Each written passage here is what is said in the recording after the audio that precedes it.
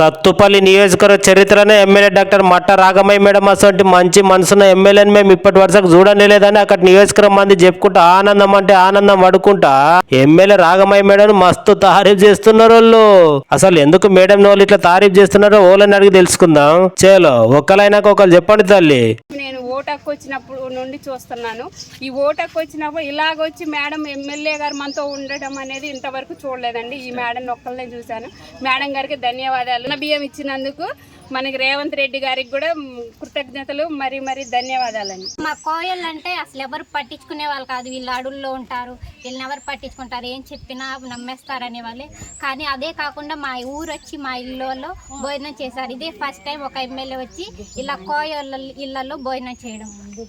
నిజమే గానుల్లో గింత పేదోళ్ళ ఇళ్ళకి ఎమ్మెల్యేలు ఎవరైనా బువ్వ తింటారు? అసలు ఎమ్మెల్యే రాగమయ్య మేడం పోయి తిన్నదంటే ఎంత మంచి మనసు మేడంది. అందులోను స్పెషల్ గా చేసిన బువ్వ కూడా కాదు, అది కూడా కంట్రోల్లో నిన్న మొన్న కొత్తగా ఇస్తున్న సన్న బియ్యంతో వండిన బువ్వ. ఇది సరిపోదా? ఎమ్మెల్యే రాగమయ్య మేడం వాళ్ళ ఇంటైన దయానంద్ సార్ గొప్ప మనసు అని అంటున్నారు. ఇది చూసిన సత్తుపల్లి నియోజకవర్గం మంది.